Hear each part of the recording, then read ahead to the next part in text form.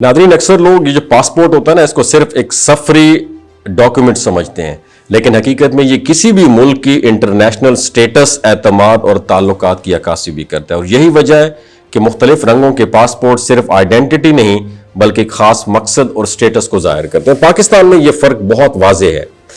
Pakistani passport बुनियादी तौर पर 3 टाइप के होते हैं और हर एक का इस्तेमाल और उसकी अहमियत भी अलग होती है। सबसे पहले आता है ग्रीन पासपोर्ट, जो आम शहरियों के लिए होता है।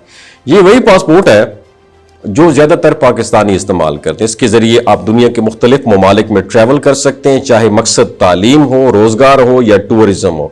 लेकिन अक्सर ममालिक के लिए वीज़ा लेना ज़रूरी होता है, उसका प्रोसेस भी वक्त और डॉक्यूमेंट्स का तकाजा करता है। इसके बाद आता है ब्लू पासपोर्ट, जिसे ऑफिशियल पासपोर्ट भी कहा जाता है। ये आम शहरों को तो नहीं दिया जाता, बल्कि सिर्फ सरकारी ओहदेदारान जो होते हैं वो इस्तेमाल करते हैं, जबकि हुकूमती नुमाइंदे जैसे वज़रा, सेनेटर्स या दीगर सरकारी अफसरान किसी ऑफिशियल काम के सिलसिले में जब बैरून मुल्क जाते हैं तो वो यही पासपोर्ट इस्तेमाल करते हैं।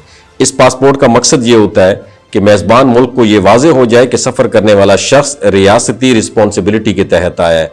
तो अब बात करते हैं ख़ास सबसे जो रेड पासपोर्ट होता है, जिसे डिप्लोमेटिक पासपोर्ट कहा जाता है।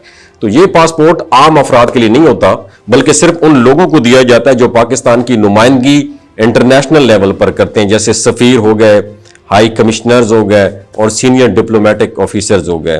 तो इस पासपोर्ट की ताकत दरअसल उसके रंग में नहीं बल्कि उसके साथ जुड़े हुए डिप्लोमेटिक स्टेटस में होती है।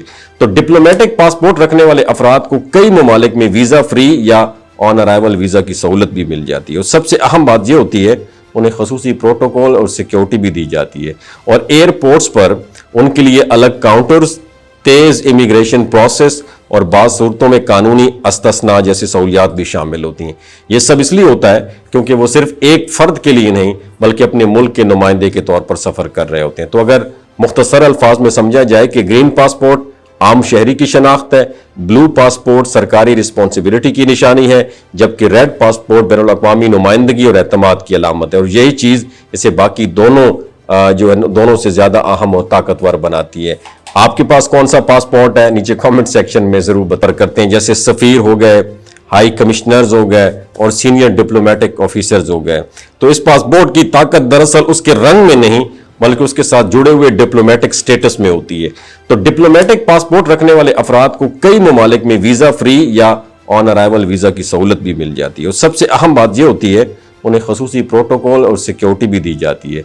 और एयरपोर्ट्स पर उनके लिए अलग काउंटर्स, तेज इमिग्रेशन प्रोसेस और बाज़ सूरतों में कानूनी अस्तना जैसी सहूलियात भी शामिल होती हैं। यह सब इसलिए होता है क्योंकि वो सिर्फ एक फ़र्द के लिए नहीं बल्कि अपने मुल्क के नुमाइंदे के तौर पर सफ़र कर रहे होते हैं। तो अगर मुख्तसर अल्फाज में समझा जाए कि ग्रीन पासपोर्ट आम शहरी की शनाख्त है, ब्लू पासपोर्ट सरकारी रिस्पॉन्सिबिलिटी की निशानी है, जबकि रेड पासपोर्ट बैनुल अक़वामी नुमाइंदगी और एतमाद की अलामत है। और यही चीज़ इसे बाकी दोनों जो है दोनों से ज़्यादा अहम और ताकतवर बनाती है। आपके पास कौन सा पासपोर्ट है, नीचे कमेंट सेक्शन में ज़रूर बताइएगा।